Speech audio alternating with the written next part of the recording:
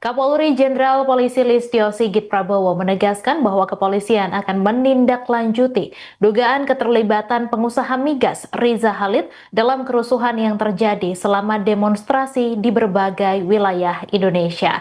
Ia menyatakan seluruh proses penyelidikan akan dilakukan berdasarkan fakta dan bukti yang ditemukan di lapangan.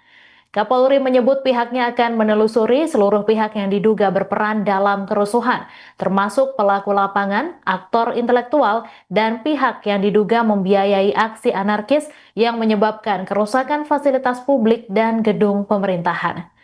Diketahui nama Riza Khalid kembali mencuat di tengah eskalasi demonstrasi yang berujung kerusuhan. Namanya disebut dalam sejumlah pesan dukungan terhadap Prabowo Subianto. Riza disebut sebagai bagian dari pencapaian pemerintah meski belum ada klarifikasi resmi dari pihak terkait.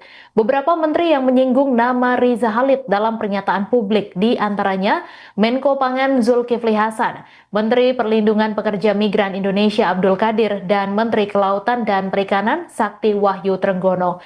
Ketiganya menyebut Riza sebagai sosok kontroversial yang sempat dijuluki mafia migas dan menyoroti keterlibatannya dalam politik dan ekonomi nasional.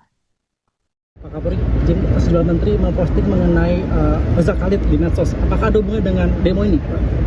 Ya, tentunya Polri akan bergerak sesuai dengan bukti-bukti di lapangan. Kita akan menarik mulai dari fakta yang kita dapat, akan terus kita cari, baik pelaku di lapangan, aktornya, siapa yang membiayai, semua akan kita cari.